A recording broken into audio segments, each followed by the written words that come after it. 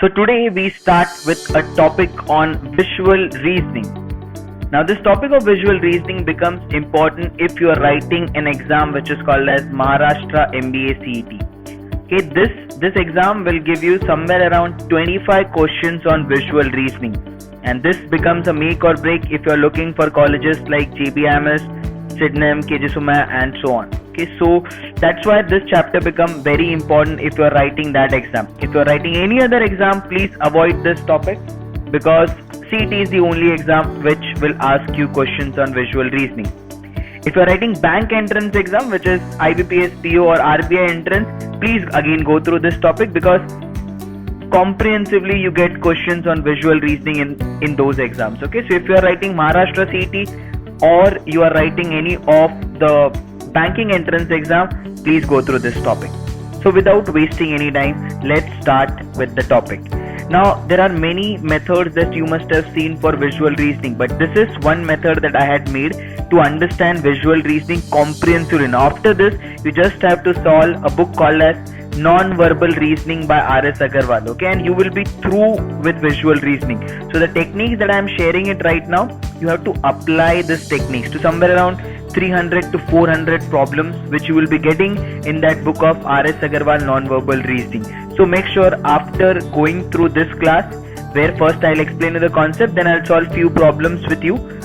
After that you can move out to practice with that book, but make sure you practice that book after this, or else this class will be not of much use to you. Okay, so let's start. What is the method? So I'm talking a lot about the method that we will be discussing today. First we'll see what are the types of problem that I get in visual reasoning. Okay, so visual reasoning in itself has various types of problems. So first we'll understand those types. I'll just give you an idea what are those types. Let's go into this. So different types of problem, these are the 8 types. Odd man out, then you have an analogy, then you have odd man out in a series, then you have series last figure missing, series middle figure missing, then similar pair, then you have dissimilar pair without the master. So these are your 8 types of problem that you get in visual reasoning, and mind you, there is no question that comes beyond this 8 types. So that's what is the first thing that you have to identify while you look at the question.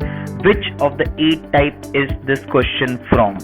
Okay, now as you identify the type, then you have to identify the logic. Okay, now there are 2 ways by which a problem could be made: types and the logic. So I mix type with the logic and then a problem is being made. So first you have to identify type and then you have to identify the logic with which that problem is being made. So again, the logic are of 2 types: primary logic and advanced logic. As the name says, advanced logic are a little bit difficult as compared to the primary logic. So what are primary logic? We'll see again, go through all these things. There is something called as quantitative logic, then there is structural logic, then there is fragmental logic, symmetric logic, application of symmetrical logic, reflection logic, application of reflection logic. Okay, and all this becomes your primary logic. From primary logic we'll move on to certain advanced logic. Advanced logic will start with movement, growth and replacement. So first we'll understand what is movement, then we'll see certain application of movement logic, then we'll move on to growth logic. From growth logic we'll move on to replacement. So that's how we cover what? Movement, growth and replacement. After that we see replacement logic, which is an application of replacement. Okay, so first we see a logic, then we see its application, then the last 2 logic which we see in logic is rotational logic and hybrid logic. Okay, hybrid logic will actually combine all the logic, which will be your primary as well as the advanced logic, and that's how I will get the hybrid logic. Generally in CET you get problems on hybrid logic, but for you to understand hybrid logic, you will have to first understand what is a primary and advanced logic. So as I told you, first you have to identify which type of problem are you looking into. As you identify the types, you will have to move on to the logic that is embedded in that type. Okay, so logic, primary or advanced, will be embedded into the types. Okay, so problem will be formed by combining these 2 things, type and the logic. Okay, so problem will be formed by combining the 2 things of logic and types. As soon as you see a problem, you should be able to identify which type is this and which logic is this. If this thing becomes clear in your brain in the first 10 seconds of solving the problem, your problem will be solved easily. Okay, so let us first understand each one of them comprehensively, and then we'll go ahead and solve the problems by identifying the type and the logic associated with the problem. Okay, so let's start with the first class on what are the types of visual reasoning problems that I can get in the exam.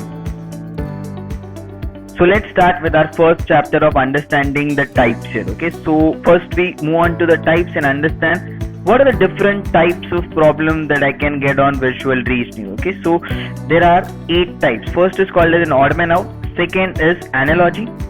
Third are problem odd man out in a series. Fourth, I get something called a series problem where the last figure will be missing and I have to identify which is the last figure or what could be the last figure. Then I'll get series middle figure missing, in which I'll get a series problem but the middle figure here would be missing and I have to see which of this could be the middle figure as per the pattern given in the question. Then similar pair, where I'll have to look at one pair and I'll have to see which of the option follows the logic of that pair. Then dissimilar pair, this is quite similar to similar pair, but then now I have to identify which of the option given is a dissimilar pair as compared to the question or the master figure which will be given to me. Then last type will be dissimilar pair identifying without the master. Okay, and this will complete my 8 types. This is just to give you a broad point of view of what are the 8 types. Okay, now let's enter into one type at a time. So first we'll see odd man out. Now what is an odd man out series? Let's see this figure. So I get a first figure which is a triangle, second is a square, third is a pentagon, fourth is an hexagon, and fifth is an heart. So can you just tell me which is an odd man out there?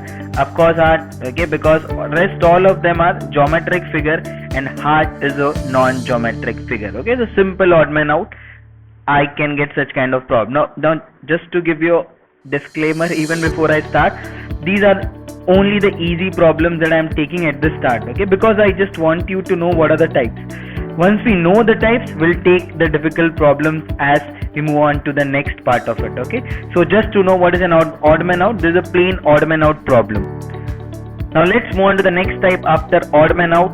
So which is the next type after odd man out? That is something called as analogy.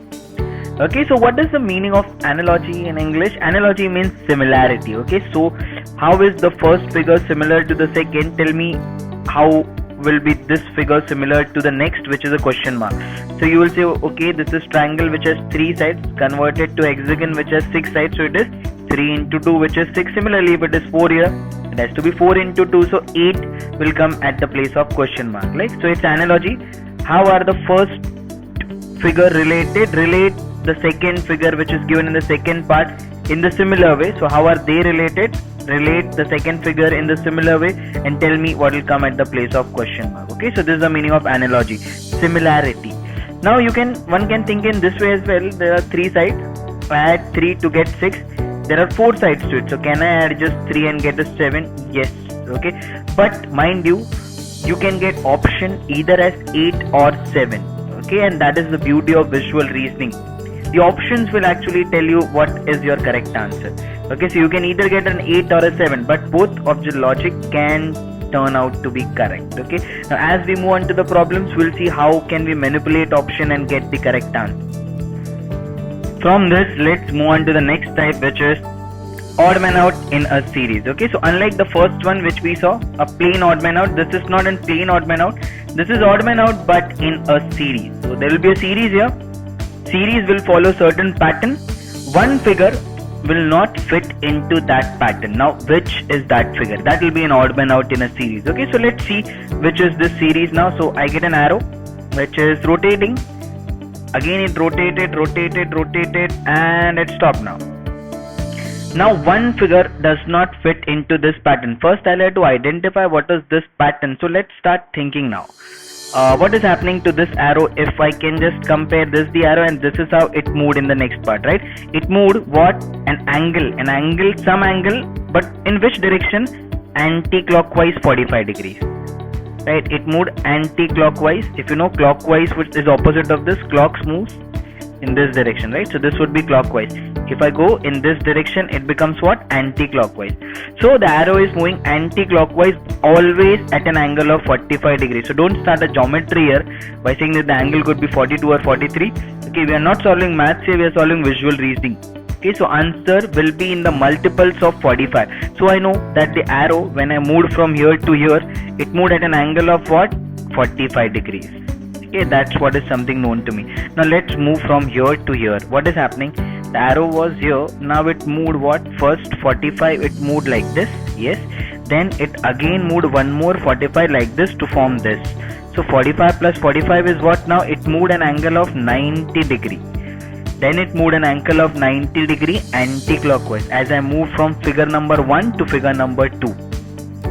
Now let's move from figure number 2 to figure number 3 and see what is happening. So this was the arrow. If I make it move 45, it will move it in this way. If I make it move further 45, it will go in this way.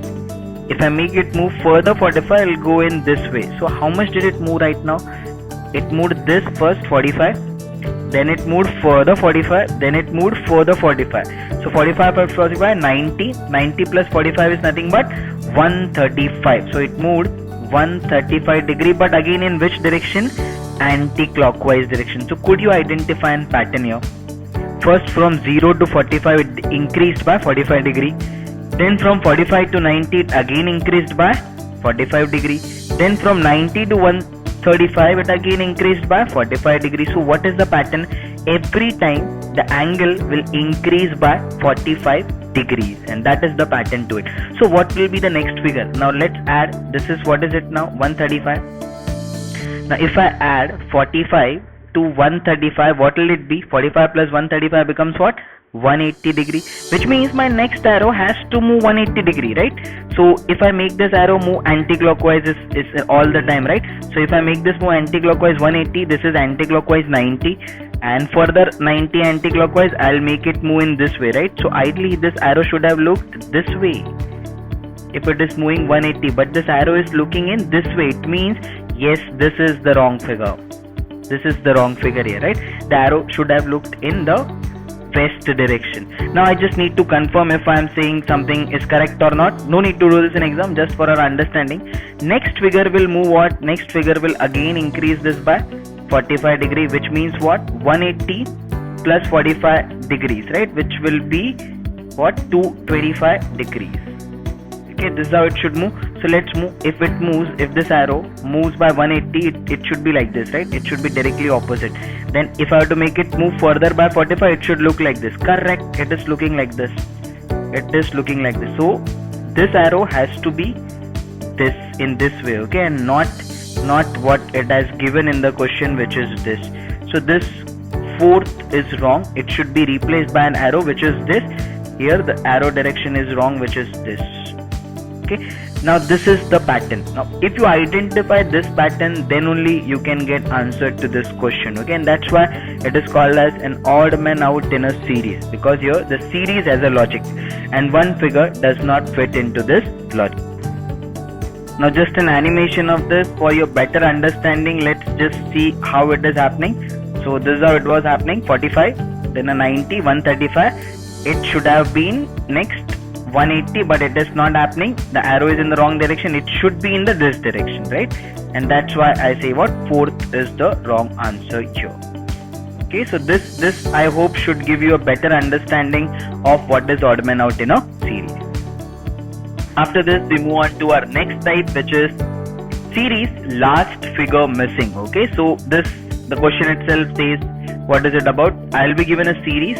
This is a triangle, this is a square, 3 side, 4 side, this is 5 side, this is 6 side, 7. So what will be next side? It has to be 8. Okay, so 3, 4, 5, 6, 7 and 8. So what is happening here? This series has a logic that every time one side is being increased. So from 3 I have 4, from 3 I go to 4, 4 I go to 5, 5 I go to 6, 6 I go to 7. So next has to be how many sides? 8. Okay, so this is series. You have to first crack the logic of series and then tell me what will be the last figure of this.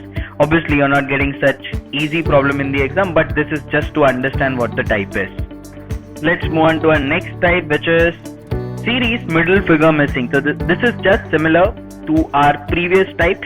In this case, I am not giving you the last figure, I am just not giving you the middle figure. I am asking you what is that. So again, the logic is simple: 3, 4, 5, 6, 7. Okay, so this is a pentagon which will come at this place.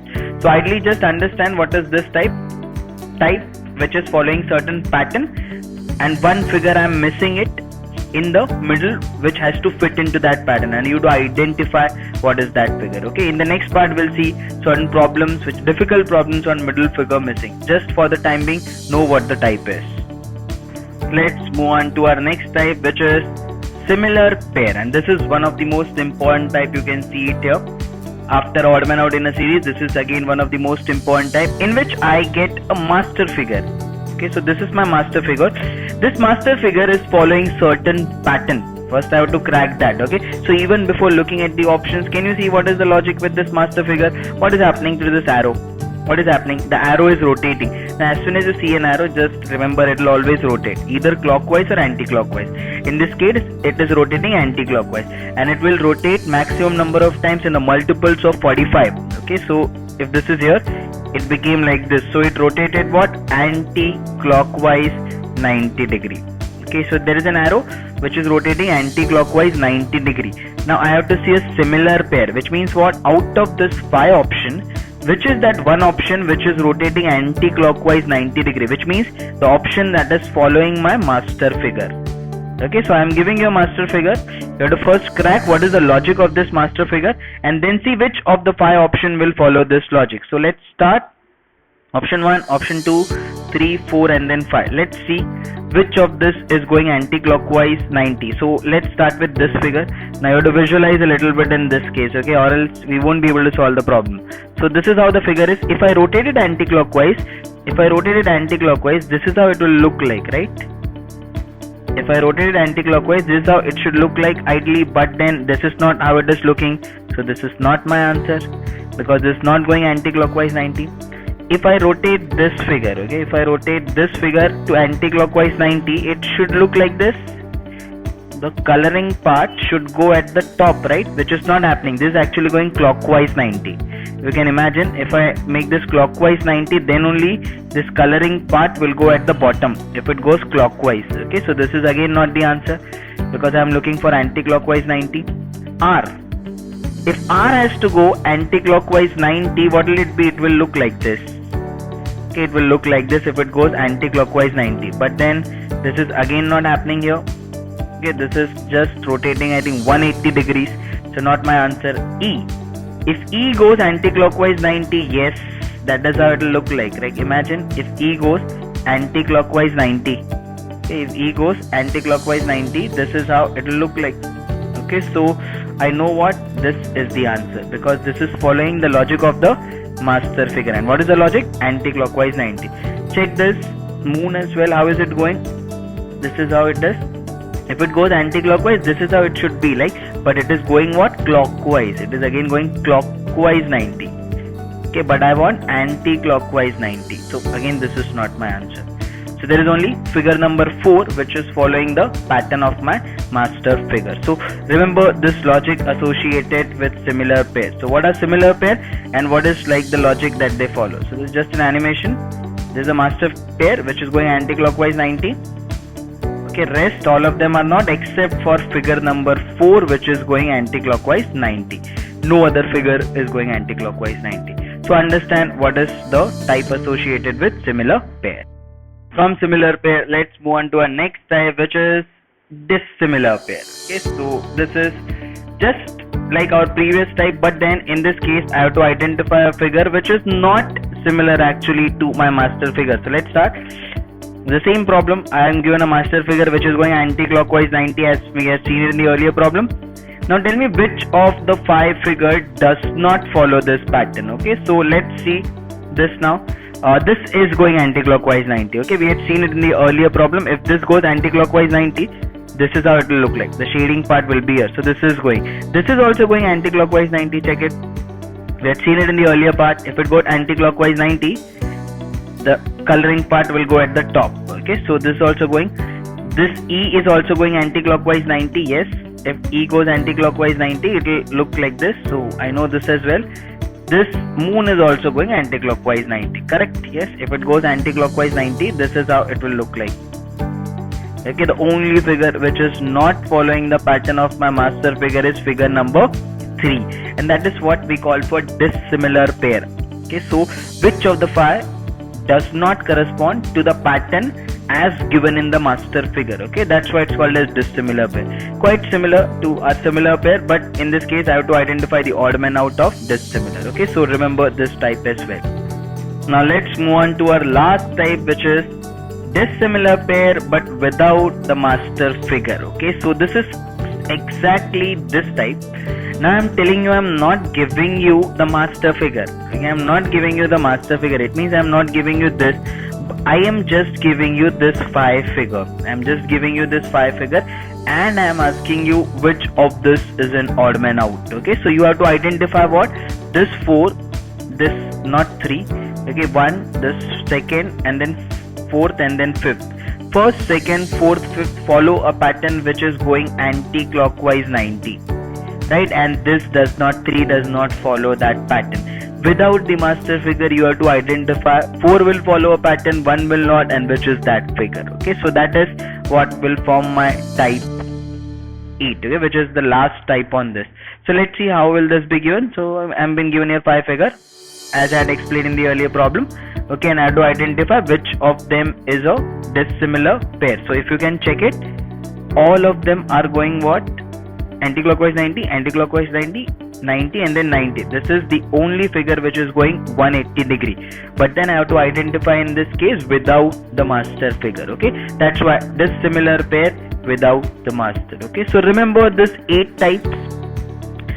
Make sure you revise all of them before we actually start with our problem, because remembering type is of major importance even before we jump into the logic. Okay, because as soon as you see a logic, you have to jump onto the type. So it is very important for you to remember both the types as well as the logic. Now after understanding types, let's understand the various logic that could be embedded into the types. And first of the logic will start is a primary logic. So after understanding the types, let us now understand the logic. Okay, now first we'll start by understanding the primary logic.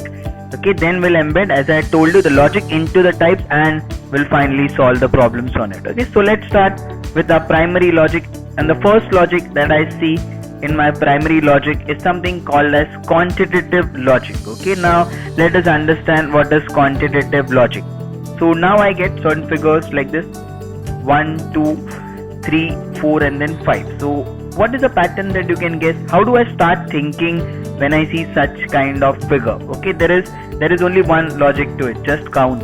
Okay, just count and get the answer. So how many lines are here? 5. It is 5, 5, 6, and then 5. So which is the order man out there? Quite clearly the answer is option number 4. Okay, so what are you supposed to learn from this?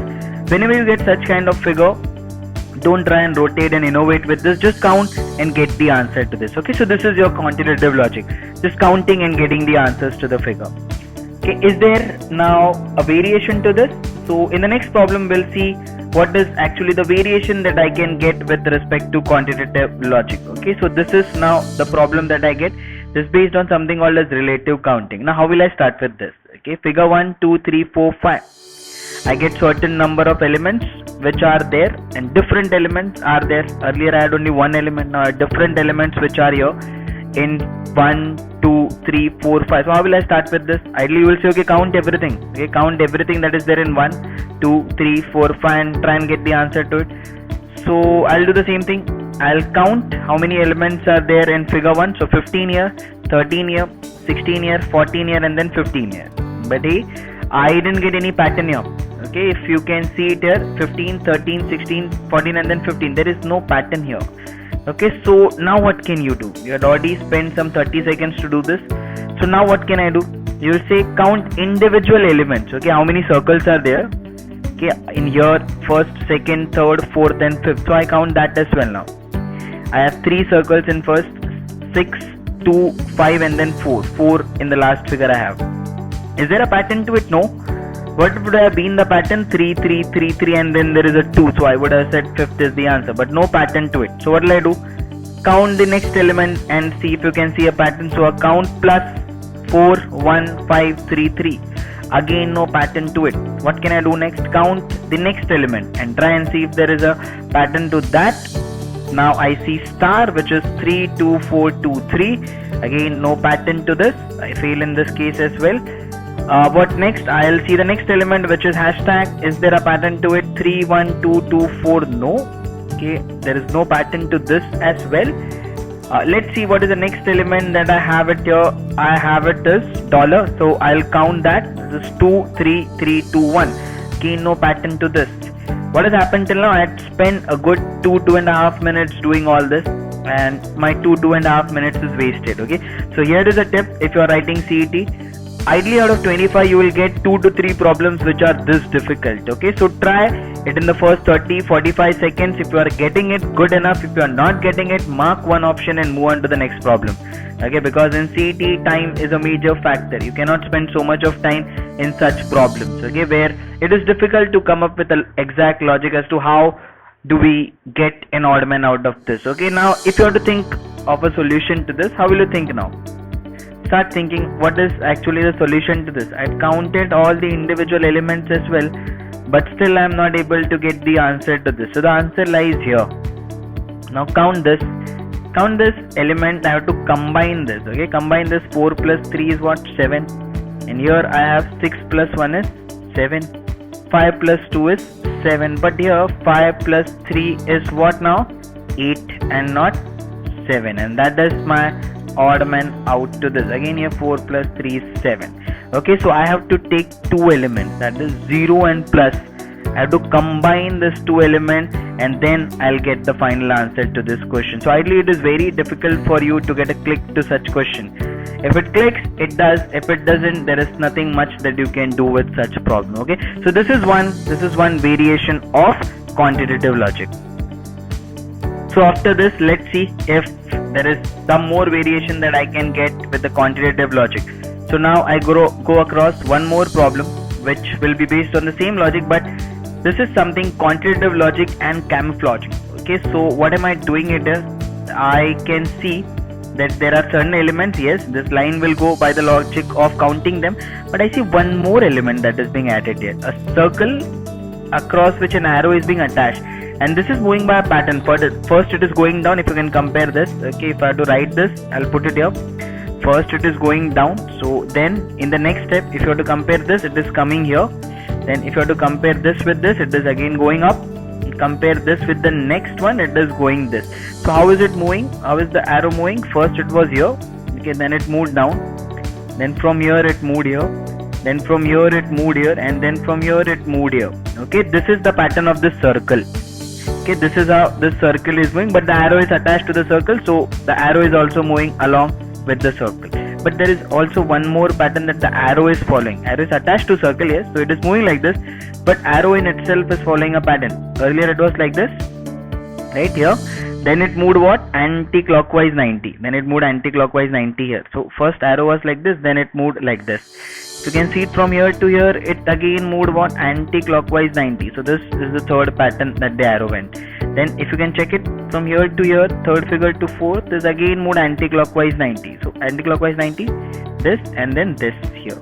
Then if you can check it from here to here, again it moved what? Anti-clockwise 90. Okay, and this was actually the pattern which was followed by this arrow. Every time it moved anti-clockwise 90. So what did I do here? This was a simple quantitative logic which was attached to the problem, but I camouflaged it with a circle, an arrow attached to the circle.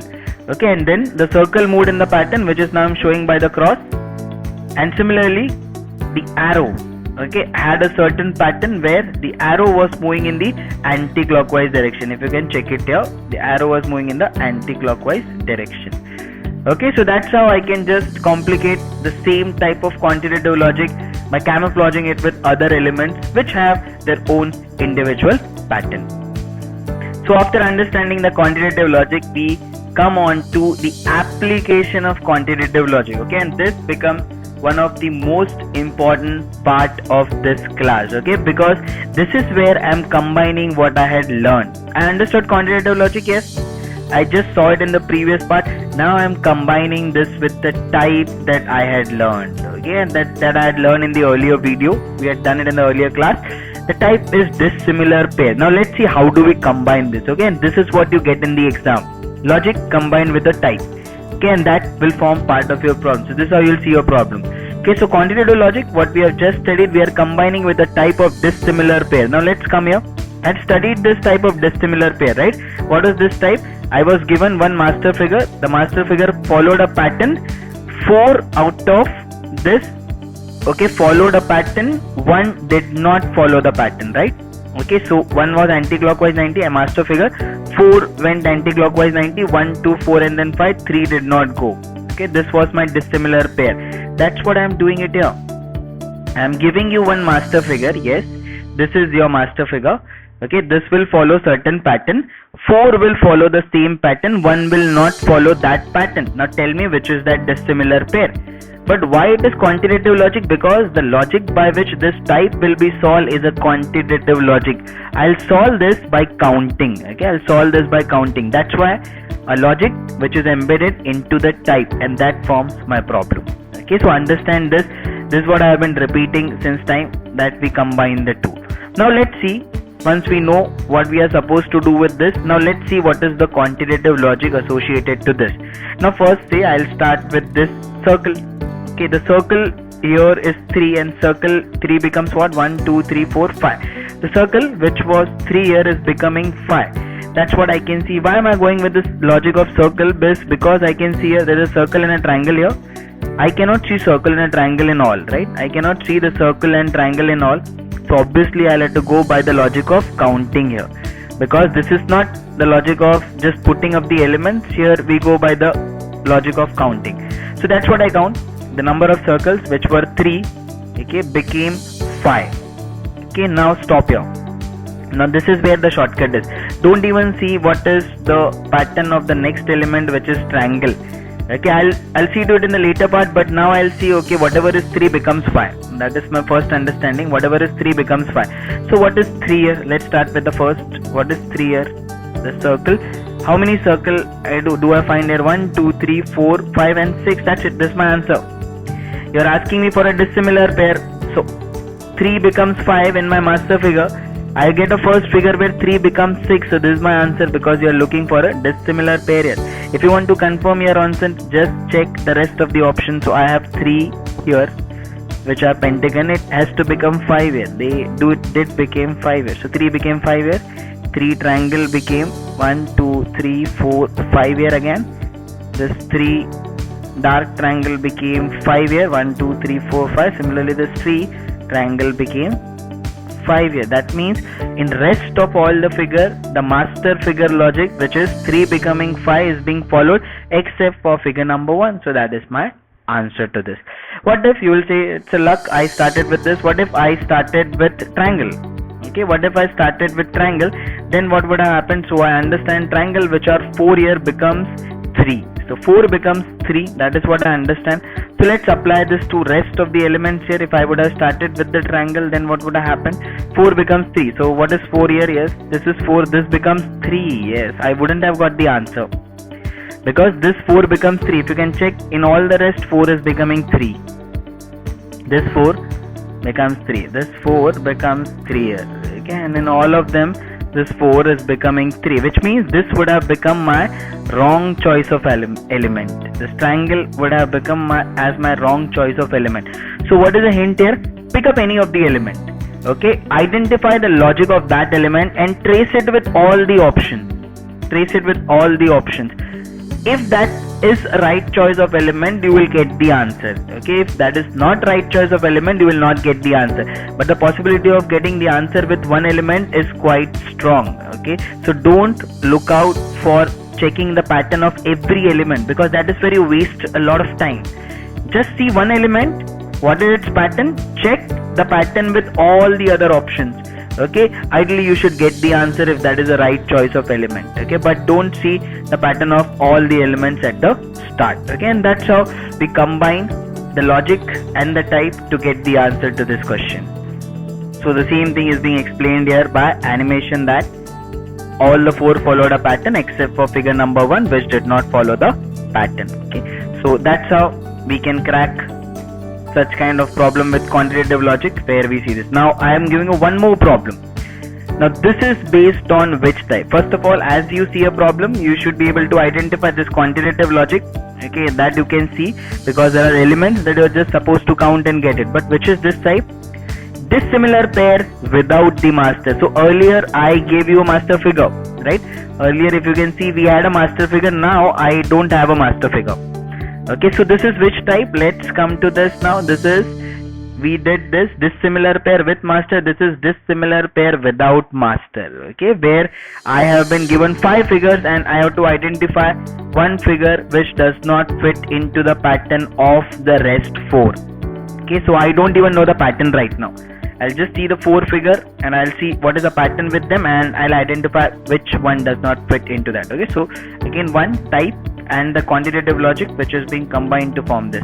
So let's start. Now let's pick up any of the element which you feel could give you the answer. Okay, as I told you, only one element at a time. So say I start with this plus. What is 4 here is 4 here. So I understand 4 remains to be 4. Okay, that is the logic. So let's start from here. What is 4 here? Again equal to what is 4 remains to be 4 here. So quite clear. Then what? I'll start with this circle is 4 here, and that remains to be 4 here. So 4 remains to be 4.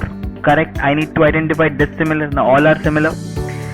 Now what else? I'll start say with this dollar. This dollar is what? 4 here, and it I think remains to be 4 here as well. Let's check. Yes, it is 4, and it remains to be 4 here as well. So 4 remains to be 4 here as well. Now let's see some other element here. What is 4 here? This is 4 here, and that 4 remains to be 4 here as well. So what did this thing came out to be as for me as a wrong choice of element? Okay, I started with this, but 4 remains to be 4 everywhere. Okay, now let's see if I pick up some other element, will I get the answer? So I picked up plus at the start. That came out to be as a wrong choice of element, because that didn't give me the answer as I was expecting it to be. Now let's start with some other element and see if we can get the right answer to it. Okay, so I start with now say circle. Circle, what is the logic that I understand? 1 remains 1. Yes, 1 is 1 here, 1 is 1 here, but 1 becomes 2 here. In rest all of them 1 is 1, 1 is 1. Whatever is 1 is remaining to be 1. Okay, so what will I say? That's it. I get the answer. I get the answer. Answer is option number 3. So if I would have started with this element, I would have got the answer in the first 10 to 15 seconds. And this circle would have become as my right choice of element. Okay, and this is the logic with visual reasoning. Take only one element at a time, trace it for all the options. Eventually you will, if you are with the right element, you will get the answer. Okay, what if I didn't take this? If I would have started with 4 becomes 4, I wouldn't have got the answer, right? We have already checked this. 4 becomes 4 and all of them, so we wouldn't have got the answer to this. What if I start with some other element here? Say I started with this cross. What if I started with this cross? Would I have get the answer? Let's see. 2 becomes what? 8. Okay, so 2 becomes here 6, 8. 2 becomes what now? Let's check it. 3, 4, 5, 6, 7. Yes, 2 becoming 8. I would have got the answer with this as well. Okay, what didn't give me the answer? 4, 4 didn't give me the answer. 1, 1 gave me the answer. Yes, this would have given me the answer. 1, 1 had given me the answer. 2, 8 is giving me the answer. 8, 2, let's check this as well, the last part of it. Whatever is 8, this is 8 becomes 2. Okay, so whatever is 8 here becomes 2. Whatever is 8 here becomes what now? 2. Yes, this would have again not given me the answer. Okay, so there was a 50-50 choice here. 2 elements, 1 becoming 1 was giving me the answer. 2 becoming 8 was giving me the answer. 4, 4 did not give me the answer. Similarly 8, 8, 8, 2 did not give me the answer. Okay, but the trick here is pick up one element, trace it in the L, and finally you will get the answer to your question. So this is the application of logic. Okay, where we take a logic, we combine it with a type, and then we get the final answer to it. So from application of quantitative logic, let's move on to understand the next logic, which is called as a structural logic. Okay, so what is actually structural logic? In this you can see a change in the structure structure of the figure that is given. So you're not counting anything here. It is something that is a change with respect to how that figure is being made, how the structure of that figure is being made, okay? And that's why it is called as a structural logic, because I'm changing. And that's what visual reasoning is actually part of structural logic, because I'll make some element moving or looking like in a certain way, and the other element is looking in a different way. So what is the change in the structure of the two elements? Okay, so visually something that you can make out by looking at the element, how different they are looking, will be called as a structural logic. So let's now combine this structural logic with any one of our type and see what is it like, the problem that I can get it in the exam. So I'm combining it with my type, which is odd man out, okay, and that is how I'll get the problem. As we have seen, we combine the logic with the type, which is this odd man out. Let's come back here.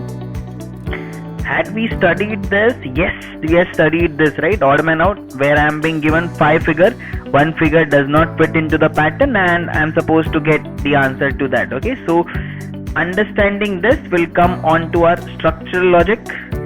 Similarly, I am getting the 5 figure here, one figure does not fit. Now start thinking, okay, what is the difference in the structure of this 5 figure, such that 4 is having one similar structure and 1 is having a little different structure as compared to the other 4, and that will be my answer. Okay, so start thinking, what do you think is this? Okay, and that's the hint. Now this is the hint, check it out. All the elements are being attached from edge to edge, okay, from edge to edge of the inner triangle to the edge of the outer, edge of the inner square to the edge of the outer, okay, edge of this inner figure to the edge of the outer figure. This is again edge to edge, but if only you can see it with figure 4, it is what now? Corner to corner, okay, and that's what makes this figure an odd man out, okay, and that's why it's a structural logic, because there is a change in the structure of that element, okay, combined with the type of odd man out. Okay, so this should give you an idea about how will you get the problems in the exam. Now this is one more problem that is based on the structural logic. So start thinking. I'm giving you time to think. Okay, there are 5 figures here. Okay, and each of them is having certain structures. This just like the odd man out. So we are combining the structural logic with odd man out. Yes, one structure is different. Okay, one structure is different out of this 5. Now tell me which is that. Okay, so I hope you must have thought about it.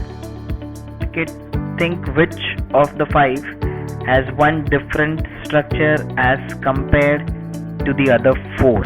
Okay, and so let's start now with the solution. Okay, so as we know, this is odd man out and structural logic. If you can see, both this triangle are having a same direction. What do you mean by this? If you see this 2 smaller triangle, if I zoom onto it, both of them are having a same. It means they are both are pointing to the north. Okay, they are parallel to each other. One language you can say. In this case, both this smaller triangle are pointing to what? Towards west. Okay, now if you see into the next, this 2 smaller triangle are pointing towards this northeast. Here they are pointing towards north. Okay, both are parallel, pointing in the same direction. Here you can see one is pointing in this direction and the other is pointing in this direction. Okay, and that's what makes figure number 5 as an odd man out, okay, with respect to its structure as compared to the other four figures which are being given here. Okay, so that's how you will, I think, getting the idea of what is the structural logic. Okay, only the structure of one figure is different as compared to the other 4. Okay, and that's how you understand this type. So from the structural logic we move on to the next logic, which is fragmental logic. Okay, now what is that? As the name says, fragments. Okay, so I will be having here certain areas which are given in the form of fragments, means shaded. Certain areas are shaded, certain areas are not shaded. Then the shaded area and the non-shaded area are moving in a certain pattern. Okay, and that's what I am having everything in the terms of fragments. Okay, like some part are shaded and some part are not shaded to form certain fragments here. And now I have to see what is the pattern with this. So let's just combine with one of our type. If you can guess, we are combining this fragmental logic, which means shading and non-shading part, with one of our type. If you can guess what is this type, this is dissimilar pair with master. Okay, dissimilar pair with master. If I have to just recall, where is this now? Dissimilar pair with master. Okay, so we have done this. We are combining this type with a fragmental logic here. So what is now I can see with this? This is one figure. This is the master figure, which will follow certain logic. 4 out of the 5 figure will follow the same logic. Okay, one figure will not follow that logic, and that will be my answer. So pick up any figure. Okay, so as I told you earlier, only one element at a time. Okay, so I will take this element. What is happening with this element? Check it. This is moving, this fragment is moving clockwise 90. Okay, if you can see, this is like this. If I move it clockwise 90, this is how it will look like, right? And that is what is happening. So this is moving clockwise 90. Now just check this. For this element which is at this position, okay, this is moving clockwise 90, yes. This element at this position, is this moving clockwise 90? Yes. If I make this move here, this will move clockwise 90. So this is also moving and this is also moving clockwise 90. Now let's just check it here. Is this moving clockwise 90? If I make it, yes, it will look like this, right? Yes, it will look like this. So this is also clear. So this element is clear and this element is also clear. Let's check this. Is this moving clockwise 90? Yes, I guess, right? This is also moving clockwise 90. So if I make this move clockwise 90, this is how it will look like. This is how it will look like. So this is also moving clockwise 90. Is this moving clockwise 90? Just rotate this. If it is like this and I move it clockwise 90, yes, it will look like this, right? It will look like this. So it means this becomes what my now wrong choice of element. Okay, because I tried it, but this I'm not getting answer. So bad luck. Okay, I'm not getting answer by this. So let's start with the next element. Say I'm starting with this element now. What is happening with the fragment of this element? This is moving what? Anti-clockwise 90. Okay, if you can check, this figure is something like this. Okay, and if I move it anti-clockwise 90, this is how it will look like, right? Anti-clockwise 90. So let's see if the figure which is at this position with respect to all the option, is it moving anti-clockwise 90? This is, yes, it is moving anti-clockwise 90. If you check this circle, if I move it anti-clockwise 90, this is how it will look like. So correct. Is this moving anti-clockwise 90? Yes, I guess correct. Okay, if this is like this and I make it move anti-clockwise 90, this is how it will look like, and I think this is correct. Okay, anti-clockwise 90. Is this moving anti-clockwise 90? Check it. If this is like this, if I make it move anti-clockwise 90, this should look like this. Okay, no, there is a problem. The shading is flipping. The fragment of shading is flipping here. Okay, it is showing me that the shading is here. Actually the shading has to be at this part. So the shading is flipping here. That's it. So my answer is option number 3. Okay, I will not even check other elements now. If I would have started with this would have, let's check it. This is like what? Completely like, if it is here, it is getting shaded in the next part. So if it is here, it is getting shaded in the next part, yes. If it is here, shaded in the next part, yes. The shading is just flipping. Okay, shading is flipping in every part. Shading is flipping here. So this would have again become my wrong choice of element. Okay, so only right choice of element was element number 2, and that gave me the answer, that the answer is option number 3. Okay, so that's what you are supposed to do in this case. Pick up one element at a time, see its pattern, okay, apply the logic to all the elements which are being at the same position in the option, and see which of the option you are getting it as correct. Okay, so same thing is explained here in animation as it is going on. This was clockwise 90, anti-clockwise 90, and this is where the shading was just flipping. So this became wrong choice, this became wrong choice, and I saw that the only here the shading was flipping, and the option number 3 came out to be as my right answer for dissimilar pair. So now just let's go ahead and understand the next logic, which is again very important, symmetry logic. Okay, now what is symmetry logic? Now as soon as you see alphabets in visual reasoning, this should click into your mind. Every alphabet has a symmetry. Okay, and what are the kinds of symmetry that I can see? Let's see A. How do you understand what kind of symmetry does A has? Just draw one line here. Okay, this is what now a vertical line. Okay, how do I know that A has a vertical symmetry? Draw a line from the center and see if you can flip this. Okay, if I can flip this part, okay, over the next part, which is what? This part, the right hand side part. So can the LHS and the RHS flip over each other like a sticker? Yes. So my A has what? It has vertical symmetry. Okay, it has vertical symmetry because it can flip around the vertical symmetry. Similarly, B has what? B has something called as an horizontal symmetry. So if I draw a line from here, okay, this part, the upper part and the lower part can flip over each other. That's why I can say B has something called as an horizontal symmetry. Similarly, D has what? Horizontal symmetry because the upper and the lower part can flip over each other. Okay, that's why it has an horizontal symmetry. H has what? Let's check. H has an horizontal symmetry, yes, as well as the vertical, because the upper part and the lower part can flip, but also the left part and the right part can flip over each other. So H has both the symmetries, okay, which is horizontal as well as vertical, because it can flip from upper, lower and left, right. Let's see what does I have? Horizontal and vertical. Okay, so I is your similar to your H. It will also have both the symmetry because again the left and the right and the upper and the lower part can flip over each other. That's the reason. R has what symmetry then? R has none symmetry. It has neither a horizontal nor a vertical symmetry. Okay, it has neither an horizontal nor an vertical, so it has no symmetry. And what kind of symmetry does T has? It has only a vertical symmetry. So now only we understood what are the 4 types of symmetry. Only vertical, yes. Okay, or it could be what? Only horizontal, yes. Or it could be what? Both. Okay, or it could be both, that is horizontal and vertical, or it could be none. So there are 4 types of symmetry that you can see. So as soon as you see an alphabet, ask yourself a question: which of the 4 symmetry will this alphabet follow? So after understanding the symmetry logic, now let's move on to application of symmetrical logic. Okay, as we do always in application, we combine our logic with a type. Okay, so if you can see, this looks like a similar or a dissimilar pair. So which is this type now? This should be given to the symmetrical logic but with a similar pair. Okay, so had we studied this? Just to recall, had we studied this similar pair? Yes. What is similar pair now? One figure will follow the logic, 4 will not follow. Okay, and only one figure will be similar to this figure. Okay, and the question is, which is that figure now? So similarly, we are now combining here. So let's come to this application of symmetrical logic.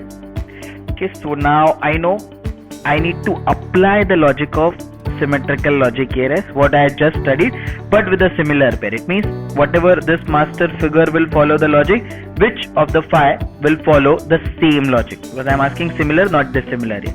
So how will you start thinking? AE, what is the logic of symmetry? What we have just learned, we can apply it here. Start thinking. Okay, what is it like I can apply it here? Okay, so first notice the symmetry of this A and E. As we see, as I move from A to E, I am moving for what? As I told you, there are only 4 types of symmetry.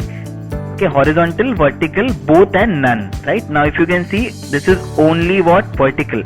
So I am moving from vertical to horizontal, only vertical to only horizontal. That's what is the logic of my master figure. So as I move from left to right, it's vertical to horizontal.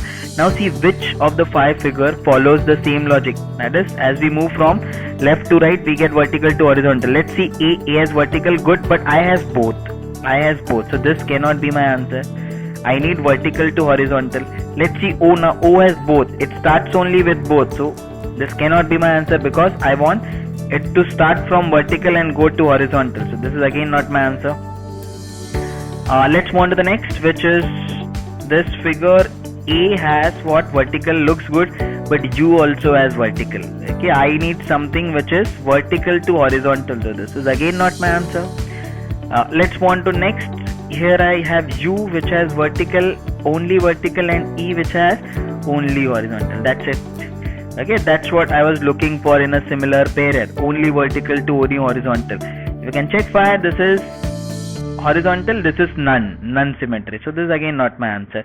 So my answer is option number 4 here. Okay, and that's how you combine the logic of symmetry, what we have studied, with a type which we have studied of similar pair. Okay, and that's the same thing which is being explained in the animation. That my answer to this is option number 4, because this similar pair going from vertical to horizontal.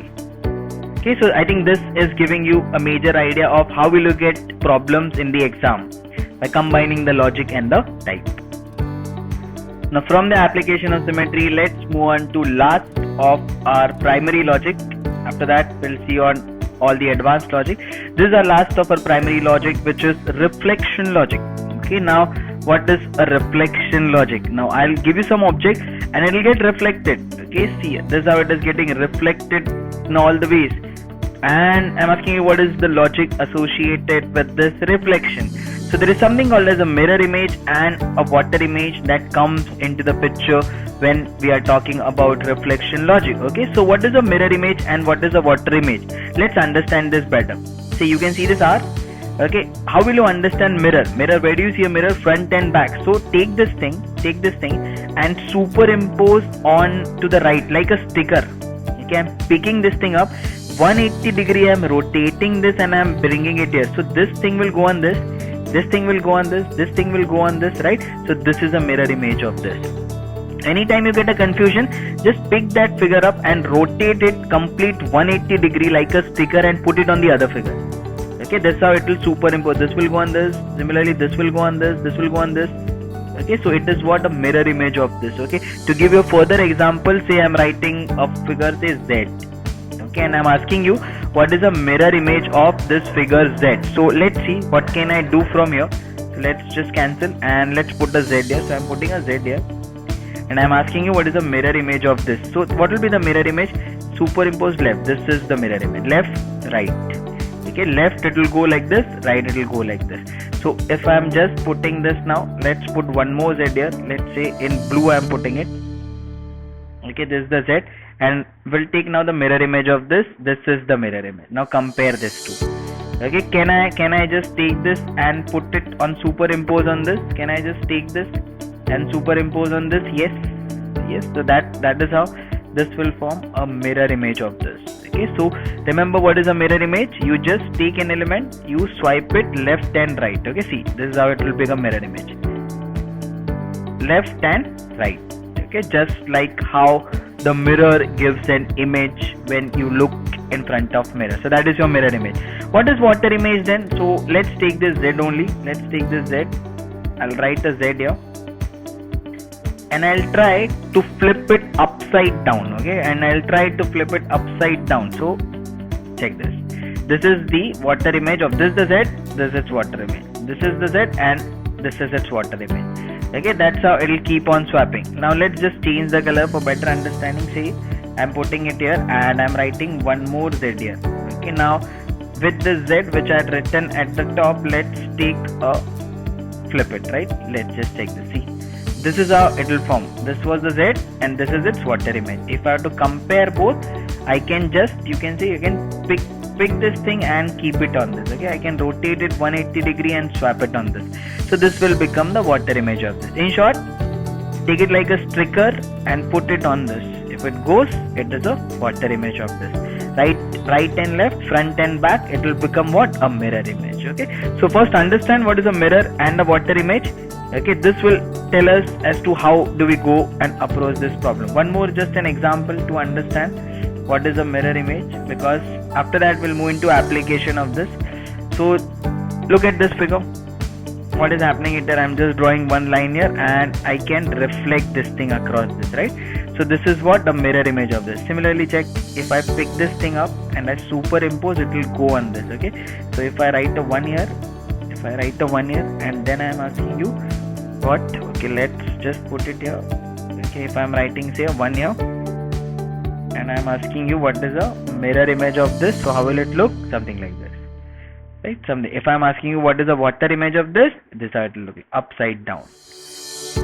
Okay, so I can do it in this way as well. Say this is one. First I take a mirror image and then I take a water image. Okay, and that's where it gets confused, because you can get a mirror image and the water image right from the start, but how should you do it, when it is complicated? So first I can also do it in this way. I take a water image, then I take a mirror image. Okay, and that's when the problem becomes complicated, because only mirror image and only water image, it is easier to identify, but once I do both together, it becomes difficult. But make sure you know the concept so that once we reach on to the problems, your understanding will be easier. So after understanding the reflection logic, let's move on to the problem. Okay, application of reflection logic, where we combine our reflection logic with one of the types that we have studied till now. So let's see, this is the problem that is given to me.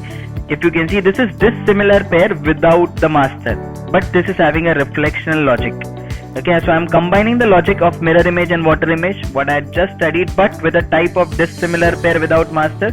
If you can recall, we had already studied this. Let's come here, dissimilar pair without master. This was our type, where 5 figures were given to me and one does not fit into the pattern. Okay, so I have to identify that dissimilar pair, but I don't have a master figure here now. Okay, so let's start with this. As we have studied, we'll pick up one element at a time, see its pattern and see the rest. So I say I pick up this. What is happening with this? This is here and this moves this. So this is what? This is what? Clockwise 90. This is going clockwise 90. Quite clearly, it is going clockwise 90. Check it, this element. Yes, it is also going clockwise 90. If it goes clockwise 90, it will go bottom. Check it, this element. This is also going clockwise 90. Yes, if the triangle goes clockwise 90, this is how it will look like. Okay, the arrow will come to this. This 2 is correct. Comment here. This is N. If it goes and clockwise 90, it will become a Z. Correct. N will become Z clockwise 90. This is also going clockwise 90. Okay, so what does this become? This came out to be as my wrong choice of element. Let's see what can I pick up now. I'll say I'll pick up this. This is what? This goes like this. So this is going anti-clockwise 90. Okay, anti-clockwise 90. Let's check this. This is also going anti-clockwise 90. Yes, this is how it was, and it became like this. Correct. This is going again anti-clockwise 90. Correct. Anti-clockwise 90. Okay, because this is how the figure and this what it became. Is this going anti-clockwise 90? N goes anti-clockwise 90 and it becomes Z. Correct. N will go anti-clockwise 90. If it goes, check it, it will become what? This is how it will become, right? This is how it will become Z. So this is also correct. This is also going anti-clockwise 90. Correct. So this turned out to be wrong choice. So till now I have 2 wrong choice of element. But since this reflection logic, answer has to come by reflection. Now let's see this. This is here and this is here. If you can see this is what? A mirror image of this. You can check what we have studied now. I can superimpose this on this. So this is a mirror image. Similarly, check this. This is a mirror image of this. If I have to put it here, see, check. If this is one, and if I am taking the mirror image of this, it will look just like this, right? It will look just like this. So this is also a mirror image. Let's check this. Triangle will always have a mirror image, which is nothing but triangle. Yes. So this is also quite clear now. Triangle will have now, but I have to check on this. Okay, now let's just check on this. If I put an N, in this way, okay, what will be the mirror image of N? Check what will be the mirror image of N. It will be like this. This is water image. Yes. So what will be the mirror image? Let's just check. This does not. Okay, let's draw one more N. The shape was not correct here. If I draw an N, okay, and if I check its mirror image, how will it look like? This is how it will look like, right? This is how it will look like. So what do you mean by this? If I draw an N, the mirror image will look something like this. This and this. This is the mirror image of N. But if I have to check it here, let's come to this. This is N. This is N here. Okay, and this is also N. Ideally, it should have looked what? This and this, right? So this is what? Wrong. This is the wrong, and 4th is my answer to this then, because I know what? Rest all of them are having a mirror image here, okay, which is my element which is given here apart from this. So 4 becomes my answer to this. Okay, so make sure this was the only thing which told us the answer to this question. Okay, so I picked up one element at a time. I was not able to get the answer, but I knew for element number 4 there was a mirror image that was happening. N has a mirror image which I just showed it here, which will look like this. N has a mirror image of this. Okay, but in this case I have an N which is written as N only. Okay, N is written as N only, and that's why 4th is the answer to this question. Okay, and that's what gives us the reflection logic. Let's see one more problem. This is quite simple as you can see, application of reflection logic, but this is your water image. Okay, if you can see it here, this is a water image of this, and so is this a water image of this. But which is this type? We are combining reflection logic with the type of analogy. Now what is analogy? Let's come here. Analogy, had we studied? Yes. Analogy was one figure is related to other in a certain way, and so as to find out the other figure, how are they related. So I'll come back here to this. So this is analogy, which means by the logic of this is water image of this, but how this and this are related, relate this and this. So I can say water image, water image, water image. So this also has to be what now? Water image. Now which of the 5 option gives me a water image? Check. Which of the 5 option gives me a water image? Is 1 and water image? No. Is 2 and water image? Yes. Okay, 2, if you can check it, this is the water image of this. Okay, neither of the 5 is a water image in this case, and that's it. Okay, and that's how I'll get the problem in the exam, where my logic is combined with my type and I have to choose then one of the option. Okay, so this completes comprehensively our primary logic. Okay, this completes comprehensively our primary logic. So what we have studied till now, we have studied types and we have seen primary logic that we can embed into the types. Okay, and that what forms my problem. Now after this class, in the next class, we'll see certain advanced logic. This is similar to primary logic, but these are little difficult as compared to them. Okay, and then we'll try and fit the advanced logic into our types, and that will be the last part of understanding the concepts with visual reasoning. Okay, and after the concepts, we go ahead to solve certain problems on visual reasoning. Okay, so see you in the next class on advanced logic. Now we start with advanced logic. Now even before we jump into and see various type of advanced logic, let us first understand a basic concept of movement, growth and replacement. Now what is actually movement, what is a growth and what is a replacement? When we talk it in the language of visual reasoning, what is movement, what is growth and what is replacement? Why is this important? Because all your different advanced logic will be made of this. Okay, most of the logic will be made of this. You will be getting a problem which is having a movement, which is having a growth, a problem which is having both a movement as well as a growth, and then there is a replacement which is there in the problem as well. Okay, that's why understanding this becomes really critical. So let's start by understanding what is a movement. Okay, as the name says, movement means the objects move in a particular way. Now what are the ways in which the object will move? Well, we'll see it in the next part of the video as we solve a problem on movement. Okay, so movement basically means, as the name says, the objects move in a particular way, and that is your movement. Okay, after movement you come on to growth. So what is the meaning of growth? As the word says, growth means a positive growth in which you are adding an object, or a negative growth in which you are deleting an object. Okay, so growth means adding or deleting an object. Okay, so a new object is being added or the existing object is being removed. Okay, so that's what you call for a growth. And then last we see the concept of replacement. Okay, what is replacement? An object completely replaced by another one. So if I have an X, that is being replaced by O. If I have an Y, that is being replaced by Z. So one object is being replaced by another object. That is the meaning of replacement. Okay, so have a clear understanding of what is MGR. M means movement, where objects move in a particular way. What are the ways in which they move? We'll see it in the next part. Growth means you add or delete an object. That is the meaning of growth. So there is a positive growth and there is a negative growth. Positive means adding, negative means deleting. Replacement means replacing one object completely with some other object. Okay, that is replacement. Now let us see how do we apply this to the visual reasoning problem. Now let us understand movement and its types. Okay, so what are the different type of movement that you can see in a visual reasoning problem? So let's start by understanding the type of movement. So movement are of two types, linear and rotational. Now what is rotational? We had already studied this. Okay, rotational type of movement in which can you remember the arrow that was going in a clockwise direction, then the arrow that was going in the anti-clockwise direction? That is your rotational movement. So this is something that we have already covered.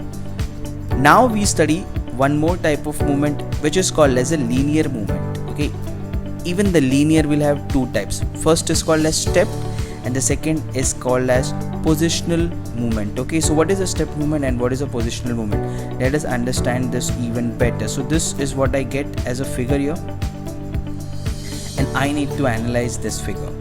Now this figure is going through a stepped movement. Now how do I understand this? What is actually a stepped movement? Now observe this A carefully here. This is where the A is. Then what happened? It came here. So I can say it moved one step. Okay, I'm calling from coming here to be one step. Okay, then this A moved from here to here. So I can say this A moved two step. One step plus one step. This is where it moved two step. Then this A came from here to here. So how many steps did it move? One step plus two step plus three step, and it reached here. So how many steps will it move next? That is my question. So obviously it is 1, then it is 2, then it is 3. So next has to be 4. So 1 step, then 2 step, then 3 step, then 4 step. So A has to come here. Correct? A has come here. Okay, that's how you understand the movement, which is called as a stepped movement. Why is this called as a stepped movement? Because my alphabet is moving by step. Notice it is going one step at a time. That's why I'm calling to be a step movement. Let us analyze C here as well. It is also going through a step movement. First it came one step here. Then this C came here. So 2 step, 1 step and 2 step to be here. Then it comes here. So how many step? 1 step, 2 step and 3 step to reach here. Then it will go what? 1 step, 2 step, 3 step, 4 step. It will be here. Correct, it is here. So if there is a problem which is asking me series last figure missing, that is the kind of a problem that I have. In that case I can easily apply this logic and get this last figure, right? I can easily apply the logic and get the last figure. That is what you call for a stepped movement. Okay, where one alphabet is moving along the corners. Okay, if I have to just summarize this, it is moving along the corners in this way, and one movement I am calling to be as one step. That's what you can call to be a step movement. So if it is moving along the corners, use this logic to answer. This is about your step movement. What is the next type of movement that I get? There is something also called as a positional movement. Now what is that? Now I analyze this by the means of positions. Okay, I see the positions of this and I try to analyze this. So let's rub this and identify what is actually a positional movement. If you can see the left figure, now I had given each of the position of alphabet as one position. So this is position number 1, position number 2, position number 3, 4, 5, 6, 7, 8, 9. Why do I need to study this? What if the alphabet is just not moving along the corner? It is also coming in the middle. Right? It is also coming in the middle. So I need to give them position. Okay, mostly you will be able to solve majority of the problem by stepped movement. No need to go for positional movement all the time.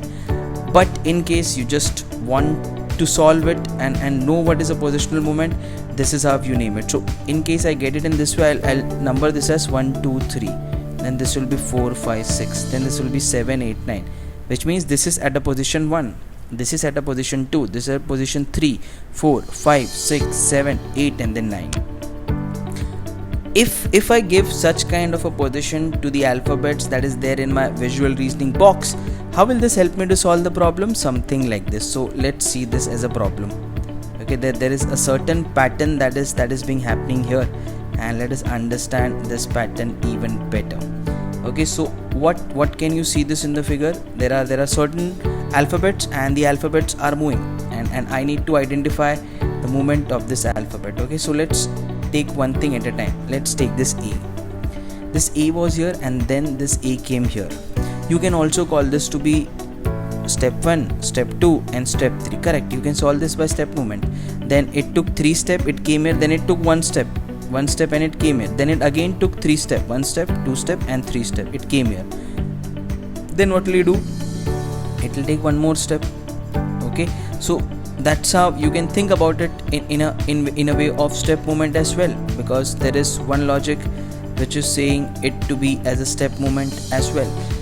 But if I have to solve it by positional movement, okay, how will I go ahead to crack this problem? So you have to think it in terms of position only now. Okay, now don't think of it as a step movement, just think of it as a positional movement and we'll go ahead to solve the problem. So for that you have to start by giving them a position number 1 2 3 4 5 6 7 8 9. Okay, similarly I'll give it here as well, 1 2 3 4 5 6 7 8 9. No need to write this in the exam, you will remember that this is how the position are, 1 2 3 4 5 6 7 8 9. Okay, similarly this will be 1 2 3 4 5 6 and 7 8 9. Now what do you understand? A moves from position number 1 to position number 6, correct? A moves from 1 to 6. Similarly check it, your F moves from 1 to 6, correct. So as A is moving here from 1 to 6, okay, so is your F moving from 1 to 6. Now check this, F moves, A moves from 1 to 6, F moves from 1 to 6, so will your at the rate moved from 1 to 6. So will your C move from 1 to 6, which means C will come here. Okay, that's how we analyze the movement, because whatever is at position 1, it is moving to the position 6, and this is the pattern that is being followed. So A moves from here to here, F moves from here at the rate C. That's how it is happening. Now let's check what is happening at position number 6. D is at position number 6. Where is this moving? Position 6 is moving to position 9. So 6 goes to 9, 6 goes to 9. That's what I understand. Similarly this 6 moves to this 9. Similarly this 6 moves to this 9. Similarly this 6 will move to this 9, and at the rate will come here at the position 9. At the position 9 of what? Of the missing figure. So in case they ask you the missing figure, you have to use this logic. This will come here at position number 9. Okay, then check it out. What is position number 9 doing? Whatever is the element at position 9, what is happening with that? So let's mark this. E is moving. 9 is moving to 4. 9 is moving to 4. See, check it. 9 is moving to 4. Is this happening here? Yes, 9 is moving to 4. Is this happening here? Yes, 9 is moving to 4. Is this happening here? Yes, it will happen here. Which is my 9, that will moving to 4. So I'll be getting an F here. So that's what you do the analysis. Okay, now check what is happening with position number 4. What is happening with position number 4? This is H. H is moving where? H is 4 is to 2. 4 moves to 2. Okay, so 4 moves to 2. So does this 4 moves to 2. E, which was at 4, goes to 2. Similarly this D, which is at 4, goes to 2. Similarly this A, which is at 4, goes to 2, which means A will come here, and then so on. You can just keep on analyzing this. Okay, this is the pattern that will be followed. You can just pause the video and just start thinking from this. So 2 moves to 7. Whatever is 2B, B moves to 7. 7 means yes, correct. 2 moves to 7. So does your 2 moves to 7 here, H. So does your E moves to 7 here, E. So does your C moves to 7 here. So I will having 2. Okay, so 2 moves to 7. So D will be moved to 7. Okay, by mistake I took 1. So this will be moved. So that's why you have a D here, and that's how you can just analyze the movement of the position. Okay, I didn't go for the step movement here. See, even if I try by the step movement, can I get the answer to this? Okay, let's try this by the step movement and think about it. What if I was not able to come up with the positional movement logic in the exam, and I think of only the step movement? This is what I started the problem with. So I'm thinking A moved 1 2 3 step, correct, 3 step, which by means A is here. Then A moved 1 step, then again A moved 1 2 and 3 step, A is here. So according to my logic, A should move 1 step, right? But A is actually not here, A is here. So I would have got this problem wrong if I would have went for the step logic. Okay, that's why it becomes critical for you to understand the problems which will require a positional movement. As I told you earlier, most of the problem you will get it by step movement, but in case there are certain problems which are made by the positional logic only. Okay, so you have to understand the logic of positional movement well and apply it to the right kind of problem. Okay, see, how will you fail again? If you take this G, okay, this G moves from here to here. So you will say, okay, this moved 1 2 3 4, this moved 1 2 3 4, then this G moved, now it comes to the center. That's where, see, now it comes to the center. Now you have to understand that, okay, I cannot apply a step movement here because it is not moving by steps, it is moving in a weird way. Okay, that means it is changing the position. It is just not moving along the corner, it is changing the position as well. So it is better that now I think of it as a positional movement rather than a step movement. Okay, all the problem of step movement can be solved by positional. Okay, and that's quite a logic. If you say you are moving step like this, which means it means you are moving by position as well. So okay, so all the problem of step movement can also be solved by the positional movement logic. So remember both the logic, that will be very helpful to you to solve most of the problem that you will be getting in visual reasoning. Okay, now let's apply what we have learned. So whatever we have learned with respect to step and positional movement, let's apply it in this problem. So movement of reasoning. So what's happening here? Let's check it here. Let's take this hashtag. This hashtag has moved from this position to this. So 1 2 3 4 5 6 1 to 6. Okay, 1 to 6. So does your and is moving from 1 to 6. So does your percentage moving from 1 to 6. So does your star moving from 1 to 6. Correct, 1 to 6. Okay, that's what. So in case they give you the next figure, this 1 will move to the 6, and that is what will give you the next answer. Okay, which is the missing figure, which is the last figure of this series. Similarly, check what is the pattern with 6. 6 is moving where? 6 is moving where? 6 is moving here. This is my position number 8. So 6 moves to 8. 6 moves to 8 again. Check it here. 6 moves to 8 again. And is here. Percentage 6 moves to 8 again. So which means in the next figure the star will be at position number 8, which means here in the middle. Okay, that's how I analyze this. And then you can trace the rest of the position here as well. Okay, take any position randomly and you will come to know. This is what? This is 7 moves to 4. See, this is here. 7 moves to 4. All of the figure 7 will move to 4. 7 moves to 4 at the rate is here. This 7 moves to 4 equal to is here. Question mark. 7 moves to 4, so it's here. In the next figure, this 7 plus will be at position 4. Plus will be at position 4. Okay, so that's how this positional movement can help you to solve a lot of problem. Okay, ideally any problem you can solve it by positional movement. Even if you don't remember the logic of step movement, if you're not comfortable with that, go for positional movement. You will see the problem as you solve R.S. Agarwal non-verbal reasoning, and you see and read the solution of the problem once or twice. You will understand where to apply the positional movement and where you can apply the step movement. Okay, so both of this are good method, but now it depends upon what kind of a situation you are in to apply the ideal method. Now whatever we have learned as a concept of movement logic, let us apply this to our type. Okay, this is what we have been doing since time. We fit our problem into type. So the type is dissimilar pair without the master. So I give you 5 figures. Out of this, 4 will have certain logic and will follow certain pattern. One figure does not fit into this pattern. Now which is that figure?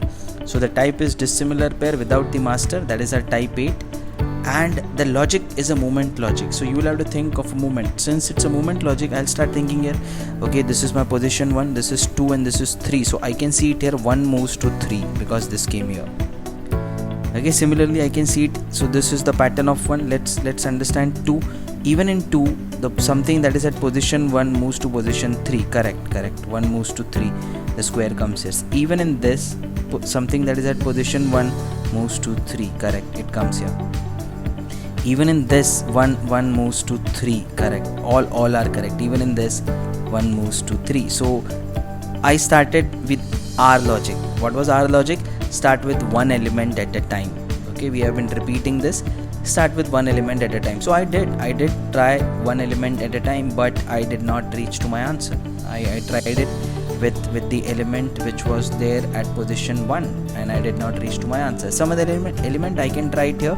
Let's try for this element. Okay, what's happening here? If you can see, I'm just taking it randomly because I don't know which is the right element.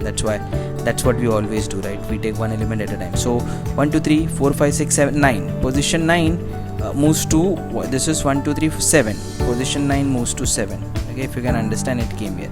Similarly, it is happening in I think all of them. This is 9 moves to 7. Correct, it moves here. This is what is 9 here. 9 moves to 7. Correct. This is 9, this is 8, this is 7. So it moves to 7. Similarly here, the 9 moves to 7. Correct, it is here.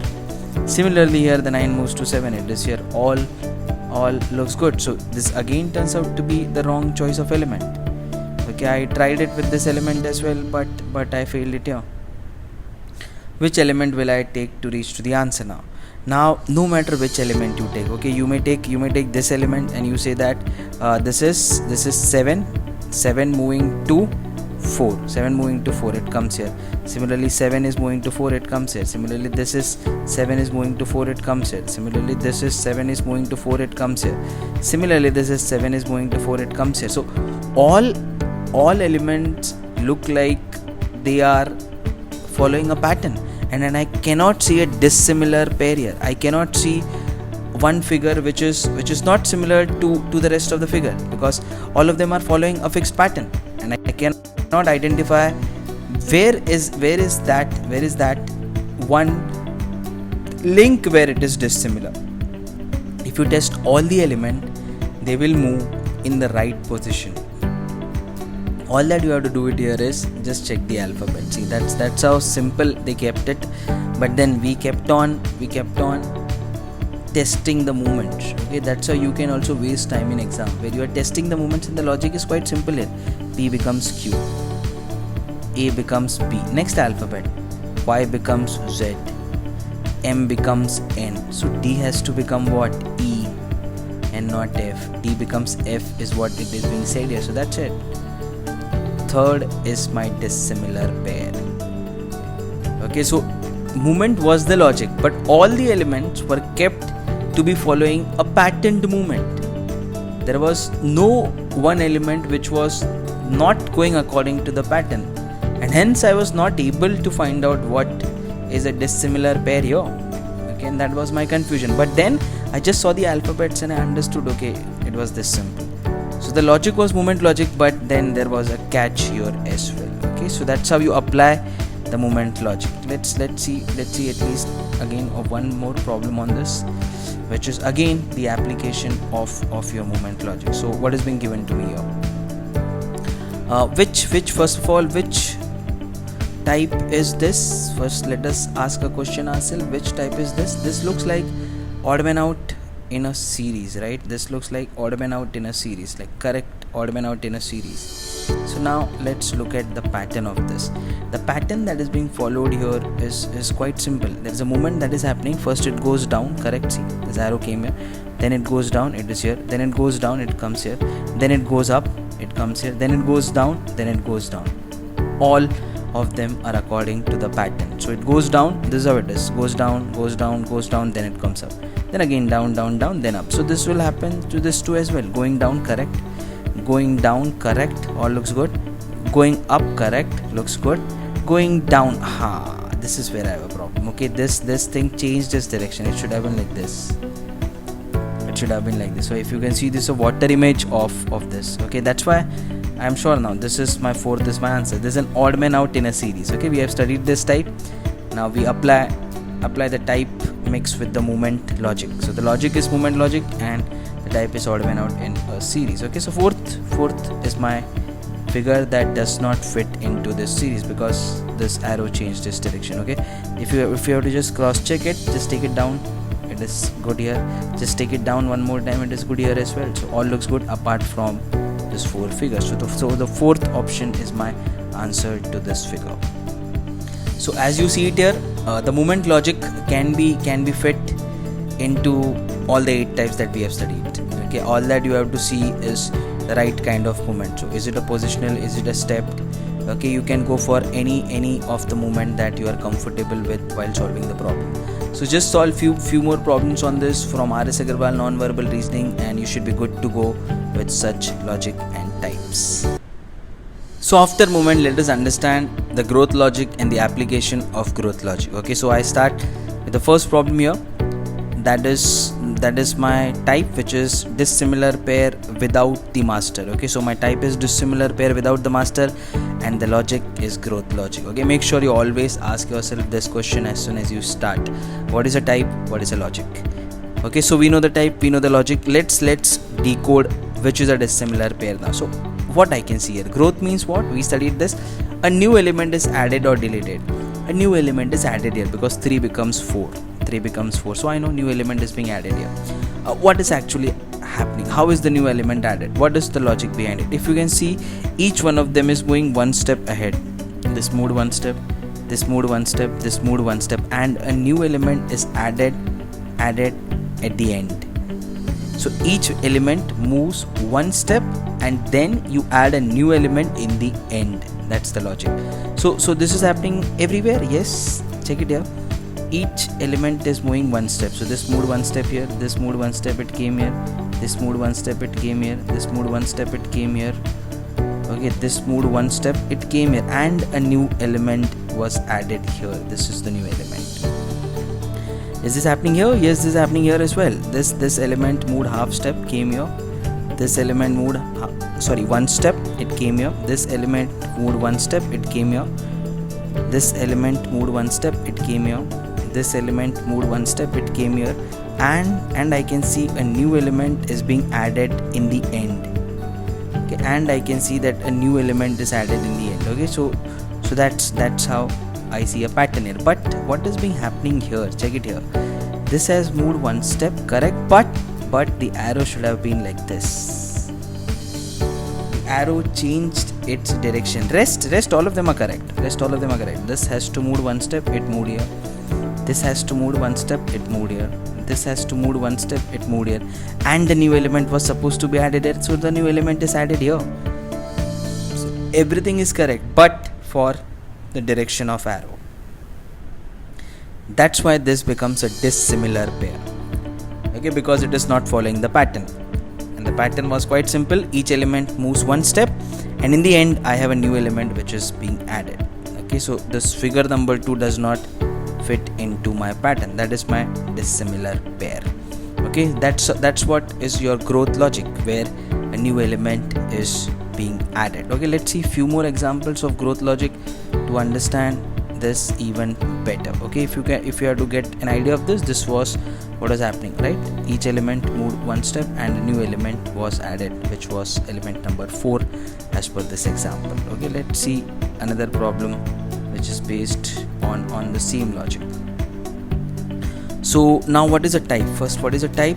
Series last figure missing. Okay, so the type is series last figure missing, and the logic is a growth logic, which means a new element will be added here. Okay, again a new element is being added because 2 becomes 3, 3 becomes 4, 4 becomes 5. So next is to have 6 element, right? Yeah, that's what I'm understanding. So basic logic here is a growth logic. I get it, but how is the growth happening? Okay, is there a movement that is happening here as well? Is it a combination of movement as well as growth? Let us understand this even better. So what do I understand from this? If I see this to be a line, this X is first in the line, this arrow is second in the line. Okay, so someone who is first goes to the last, so the arrow comes here, and a new element is added after that, Okay, that's what the logic is. So now this is a new line. This is first, this is second, this is third. Someone who is first will go to last. So this comes here, this remains at its position, and a new element is added after him. So a new element is added here. Now this is a new line. First, second, third, and the fourth. Someone who is first will go to last. So X comes here. Rest everything remains same, and a new element is added here, Now this is a new line, first, second, third, fourth, fifth. Something that is at first will go to last, so my dot has to come here. Okay, then rest everything remains same. So this square will be here, this X will be here, this equal to will be here, and this arrow will be here. And a new element will be added after that. So I need to have a new element that should be coming here. Okay, so which is that option which is satisfying this condition? Did we do it correct? Yes. Someone that is at the first goes to the last. And a new element. And a new element is added after that. Correct. A mistake here. Okay. First goes to the last, correct, and a new element is added after that element. Okay, so not here. The blue will not come here. Let's rub this, and a new element will be added after that. So new element has to come here. okay, because first goes to last and a new element is added after that, so new element has to come here. So now let us see which option does satisfy this condition. Looks like option number 1. This is this all looks good. Yes, a new element is added here. Got it. Option number 1 should be my answer. Okay, so this was growth, but the growth was happening with a logic. The logic was the first goes to the last and a new element is added after that. Okay, after the first goes to the last, a new element is added after that. Okay, so a growth, but with a different logic that was attached to it. Okay, if I were to just put it in the form of an animation, see, this is how it will look like. This is just for your better visualization as to how will it actually look like when I put it in terms of animation. Okay, so let's understand this even better. Whatever I said now is in the form of animation so that we can visualize as to how it happened. Now see, this is my line. First goes to the last, went to the last, a new element is added after that. Now this is my line. The first dot goes to the last and a new element is added after that. That's it. Okay, so that's the pattern that is being followed to get the last figure for this. So the type was something that was known to us, but the logic was growth logic. But it was not the plain growth that was happening. The growth was happening with a pattern. So you had to first identify the pattern and then put the logic of growth into it to reach to your answer. So after movement and growth, let us understand the replacement logic. Okay, as I said you earlier, replacement is quite simple. One element will be replaced by some new element. That is what you call for a replacement. So the type here is dissimilar pair without the master, and the logic used here is a replacement logic. Okay, as we always do it, we ask ourselves a question: what is a type? What is a logic? So the logic is replacement. Now can you identify which element is being replaced by which element? So if you can see it here, there is a pattern. What is a pattern? Each element changes its position. It comes to the forward, it pushes the next element. So if you can see, this is 1 2 3 4. So 1 goes to the start, then it pushes this, then 3 comes back, and then that is being replaced by a new element. If you can see this comes here. Okay, and then it pushes this element here, and this element is being pushed here, and this element comes here, and it is being replaced by a new element. That's why it is a replacement, because this is a new element. So this element is being replaced by a new element. That's what I understand. That's what you can see it here. 1 comes here, it pushes here 4, so 4 comes here, then it pushes here 3, and then 2 comes here, and it is being replaced by a new element. So this element, this is 2, is being replaced by a new element. That's why I am calling this to be as a replacement. Okay, so that's what you will have to apply it here as well. Let's see it here. How is this being applied, and what is actually my answer to this once I apply this? So I understand this element comes here, it pushes this is being pushed here. Okay, and this is being pushed here, and this X comes here, and this is being replaced by a new element. So I always get a new element here. That's what I understand. I get a new element here. So did I get a new element here? Yes. Did I get a new element here? Did I get a new element in the second one? No. This is the same element which was there in the previous one. It is there here as well, and it's dissimilar pair with master, which means this is my option. I don't even have to see the rest of the option. Okay, even if you want to confirm, a new element here, a new element here, a new element here.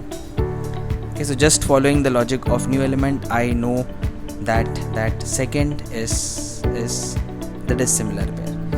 Okay, so don't solve for everything, just know one element, crack the logic of it, and reach to the answer.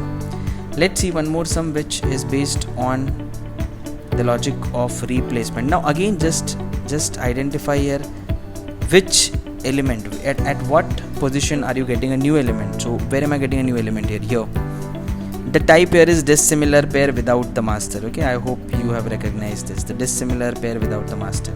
Now I don't want to trace the rest of the movement. I want to get the answer in 10 seconds. So I'll just understand this is where I get a new element. That means the replacement is happening here. This is where I get a new element. Did I get a new element here? Yes, I did get a new element here. Did I get a new element here? I did get a new element, because n is not there here, this dot is not there here, this square is not there here. Did I get a new element here? No. Why? Because it was here as well, it is here as well. So this is not a new element. Okay, this was already there. Now did I get a new element here? Yes, you did, because this S is not here. This is getting repeated because it was already here. Okay, so that's it. My answer to this is option number 4. I didn't even trace the rest of the movement. I just saw the replacement. Where, at what position is the replacement happening? Okay, and which is that figure where the replacement is not happening at that position? Okay, so that figure turns out to be my answer in this case. Okay, so that's how you can apply the simple logic of replacement to reach to your answer. So I did not see this positional movement. Okay, there was a positional movement that was happening. 1 is going to 9, then 3 is going to 7, then 7 is going to 3. This is a positional movement that we have studied. Okay, I hope you can recall to this. If not, pause the video and check all how the positions are moving. I'm not solving it by this then. 7 is moving to 3, correct. The triangle, 7 is moving to 3. The S at the rate, 7 is moving to 3, all of them. And then 9 moves to 1, 9 moves to 1. But at the position of 1, what do I see? I always get a new element. That's what I saw. I did not see the positional movement because I wanted to solve it quickly. I saw at 1 I always get the new element, which means the replacement is happening at 1 all the time. The replacement is happening at 1 all the time, but not here. This should have been a new element at 1, which is actually the pattern, but it's not happening here. That's it. That's my dissimilar pair without masters. Okay, so understand the concept, but apply them only when they are needed. Okay, because your motive in the exam is to get the answer quickly. Not to understand the problem better, but to get the answer quickly. Okay, so just trace one element at a time and reach to your final answer using the logic of replacement. So now let us see one more type of an advanced logic, which is a rotational logic. So after your movement, growth and replacement logic, we come on to the rotational logic. Again, this is your last logic of your advanced logic. Okay, so after this we'll be studying one more logic, but that is hybrid logic, a combination of all the logic. So technically speaking, this is the last logic of advanced logic. Okay, so let's understand this rotational logic. As the name says, we are talking about rotations here. Okay, so this is a problem that is being given here. If you can understand, what is this type now? Similar pair. So how is this pair similar to this? Apply the same logic here. So I can start with one element at a time. It is rotating.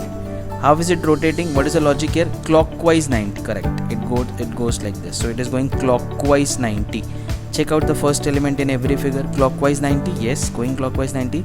Clockwise 90, yes, going clockwise 90. Is it going clockwise 90? Yes, I can visualize this going to be clockwise 90. Is this going clockwise 90? Yes, this is going clockwise 90. Is this going clockwise 90? Yes, this is also going clockwise 90, which means all the figure are correct. Wrong choice of element. Let's pick up some other elements. So I pick up this. Check it out now. This is going clockwise 90. Clockwise 90. So I'll get this. So the logic here is clockwise 90. Is this going clockwise 90? Yes, it is. It is going clockwise 90. Is this going clockwise 90? Yes, it is going clockwise 90. Correct. Is this going clockwise 90? Yes, going down. Correct. Is this going? No. That's it. That's my answer. Okay, this is going anti-clockwise 90. If it would have been a clockwise 90, it should have been like this, and this is actually like this. That's it. Figure 4 is my answer. Okay, so it was a similar pair, and all now this should actually have been a similar pair, right? So all of them are similar to this. Now if you can see it there, okay, this should have been ideally dissimilar pair, right? Because this is one that is dissimilar to this. All the rest are similar. Okay, eventually you will get to your answer, don't worry about it. This is again clockwise 90. So that is your rotational logic.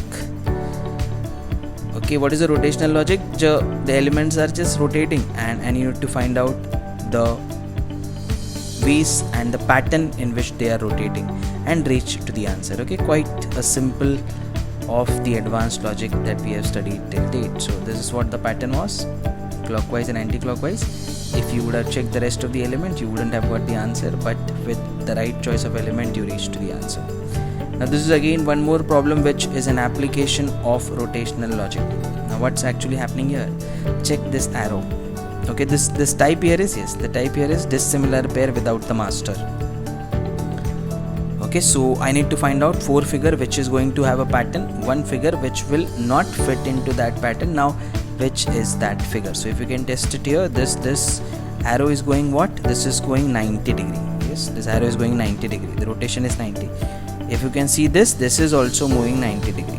So the 2 elements in this figure are moving 90 degree, and this one element is moving what? 45 degree. See, this is how it is moving. So the angle moved by this element is 45 degree. So 2 elements are moving 90 degree. This moved 90. So it was like this. It became like this. So moved 90. This also moved 90. This also moved 90. 2 elements moved 90. 1 element moved 45. Test it here as well. This arrow, from this it became this. So it moved again 90. See, check it. It moved 90. From this it became this. So it moved an angle of 90. This moved again an angle of 90. It was like this. Now it became like this. So again moving an angle of 90. Check this equal to. This moved an angle of what? 45. Only 45. So this is how it just made an angle of 45 here. Okay, so again 2 moved 90. 1 moved 45. Okay, that's what the pattern here is. That's what you are supposed to crack. 2 element move 90 and 1 moves 45. So is this what is happening with this? This is moving 45 here. Check it. 45.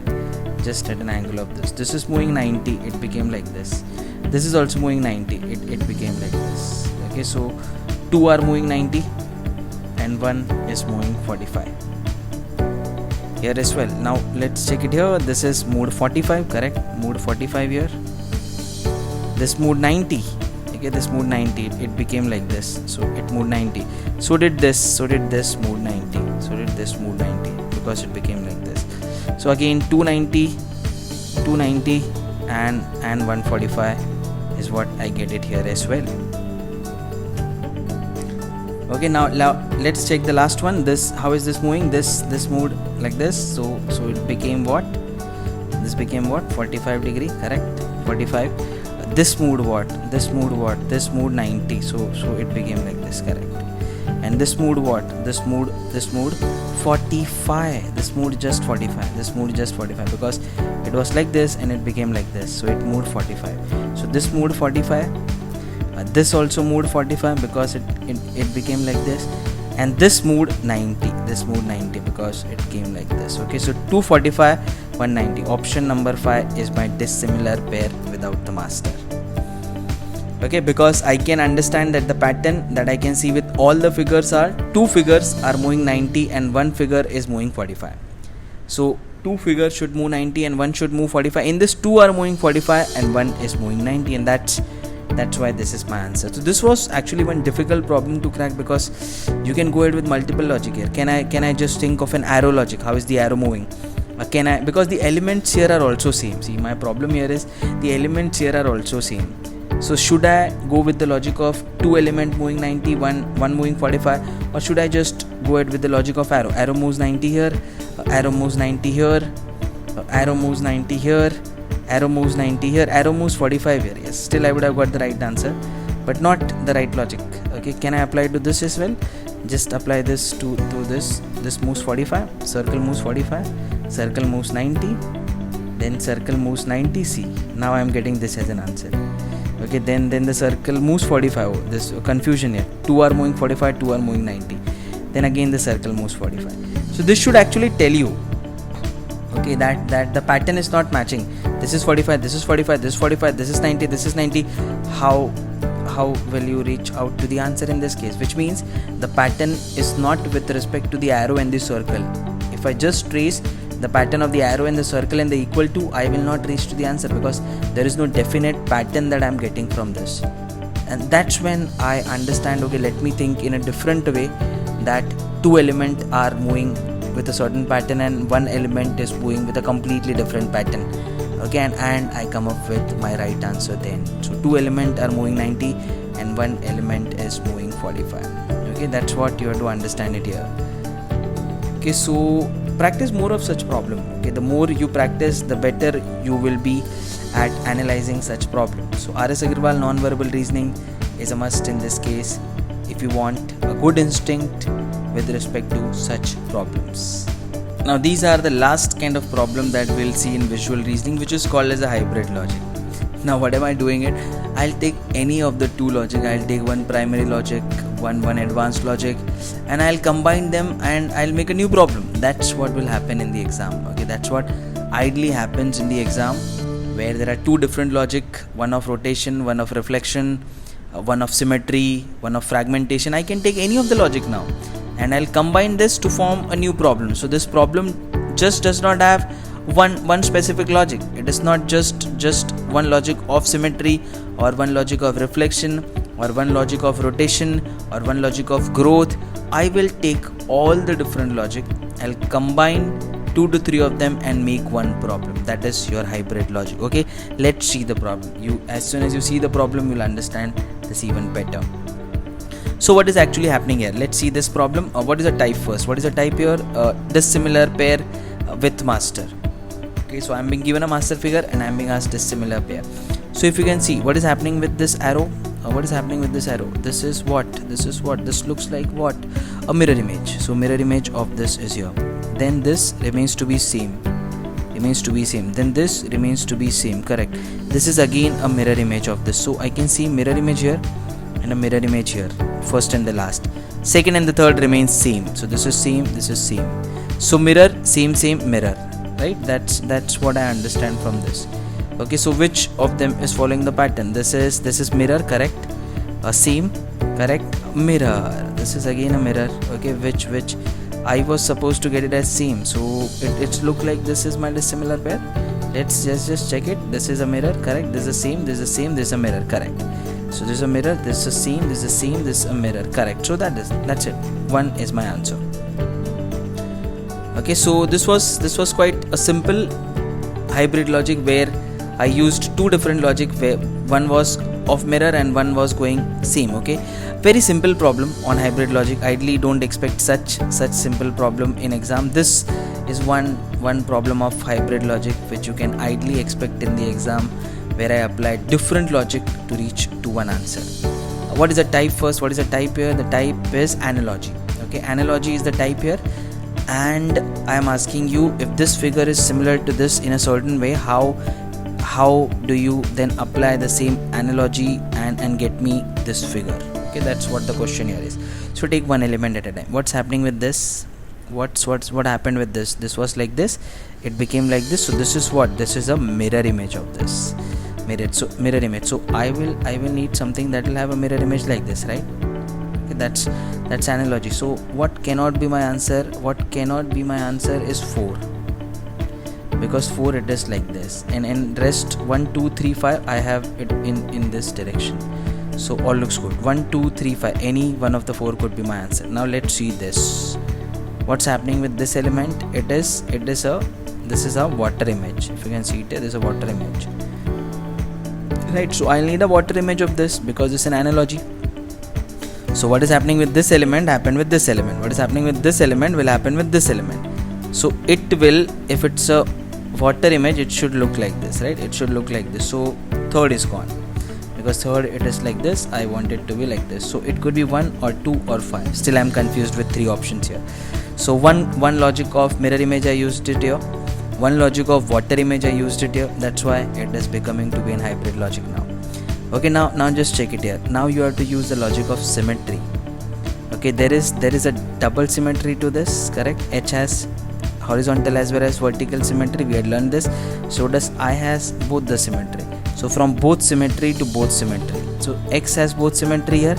I need an element which will have both the symmetry. That will come here. So which is that element? It cannot be J. Okay, it cannot be E. It has to be H. Okay, so my answer here is option number 5, because from both symmetry I'll move on to both symmetry, and there is only one alphabet which has both symmetry, that is H. Okay, that's why it is called as a hybrid logic, because I applied mirror image, I applied water image, and I applied the concept of symmetry as well. That's what expect in the exam. Okay, the more you practice such logic, the better will be your instinct with respect to solving problems. I had told you all the different logic now. Starting from the primary logic, you know what are the kind of sums to expect from this. Then going on to advanced logic, movement, growth, replacement, rotational. And now we come on to hybrid logic, which is saying I can combine any of the 2 or 3 logic to make a sum. Okay, and for you to get a better click to this, you require a good practice. Okay, because visual reasoning is more about practice. The more you practice, the better will be your instinct to solve this problem. So take up R.S. Agarwal now. Take up R.S. Agarwal non-verbal reasoning. Okay, there's a book which is called as non-verbal reasoning. Practice as many problems as possible. Apply everything that we have learned in the class. Ask yourself a question of what is a logic, what is a type. And then with a good practice, you should be able to crack such problems in a good 30 seconds. Okay, so all the best with your solving now.